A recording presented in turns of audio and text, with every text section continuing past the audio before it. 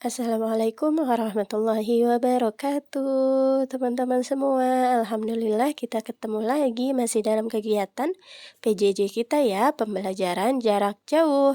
Nah, hari ini kita sudah mulai masuk ke pembelajaran pada buku tematik 2F atau tema 6 pada subbab merawat tumbuhan di sekitar. Subtema 4, pembelajaran 1. Yuk kita ketahui dulu tujuan dari pembelajaran kita hari ini. Yang pertama, menemukan kalimat tanya dan kalimat berita.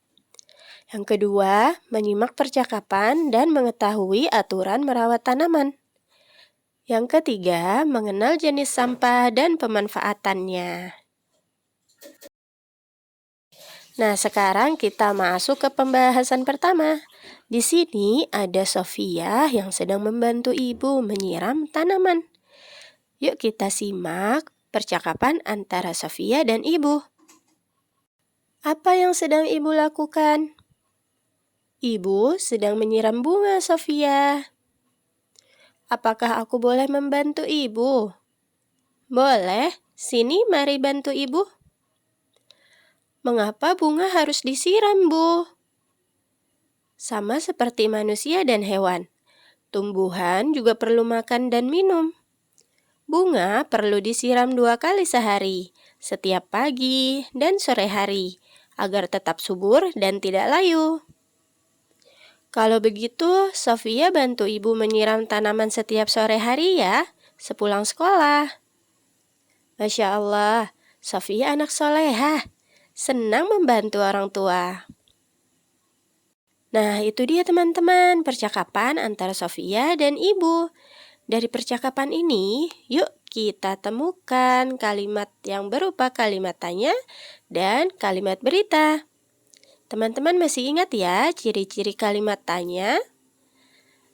Kalimat tanya diawali dengan kata tanya seperti kata apa, bagaimana, siapa, di mana, mengapa, berapa, dan diakhiri dengan tanda tanya.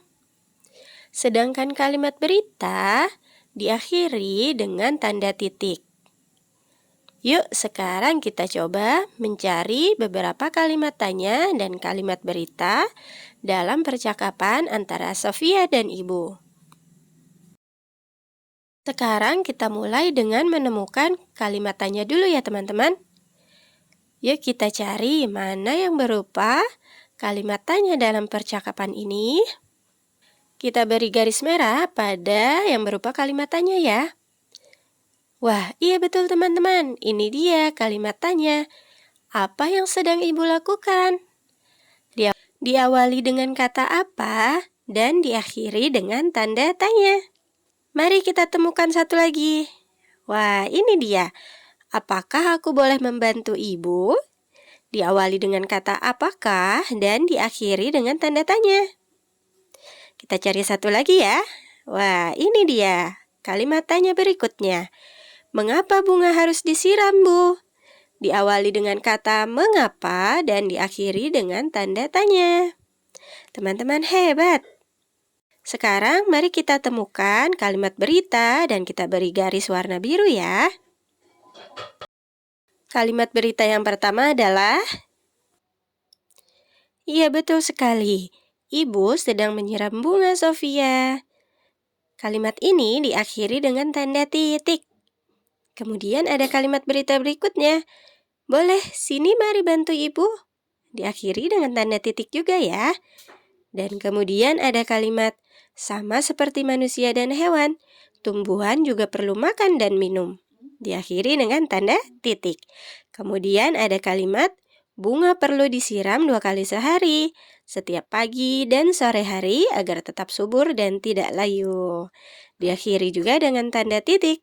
Selanjutnya ada kalimat, kalau begitu Sofia bantu ibu menyiram tanaman setiap sore hari ya, sepulang sekolah. Selanjutnya ada kalimat, Masya Allah, Sofia anak solehah. Dan yang terakhir ada kalimat, senang membantu orang tua. Alhamdulillah, kita jadi semakin tahu ya teman-teman perbedaan antara kalimat tanya dan kalimat berita. Nah, ternyata teman-teman, dalam merawat tanaman juga ada beberapa hal yang perlu kita perhatikan saat merawatnya di rumah ataupun di sekolah. Mari kita simak beberapa aturan merawat tanaman di rumah ataupun di sekolah. Yang pertama, disiram 2 kali sehari, pagi dan sore hari. Yang kedua, mencabut rumput pengganggu yang ada di sekitar tanaman ya. Yang ketiga, menghemat air ketika menyiram tanaman.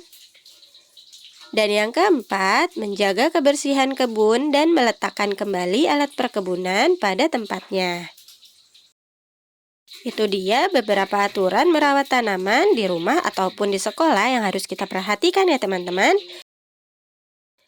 Dalam hadis Nabi juga dijelaskan apa manfaatnya merawat tanaman. Tidaklah seorang muslim menanam pohon, tidak pula menanam tanaman kemudian tanaman tersebut dimakan oleh burung, manusia atau binatang melainkan menjadi sedekah baginya. Hadis riwayat Bukhari.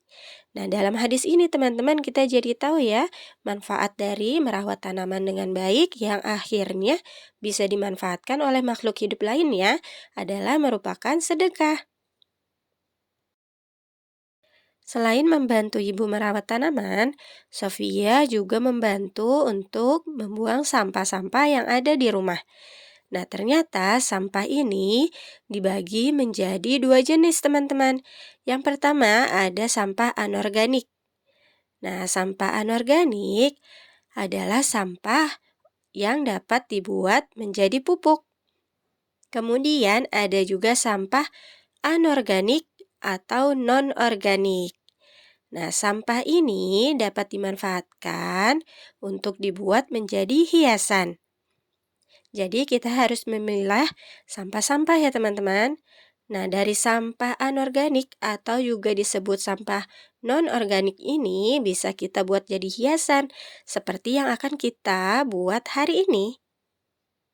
Yuk kita manfaatkan sampah anorganik atau sampah non-organik yang ada di rumah.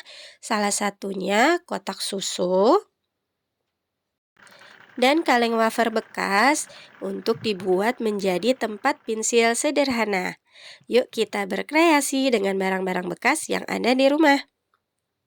Seperti salah satu contoh yang sudah Bu Guru siapkan berikut ini. Silakan disimak ya teman-teman.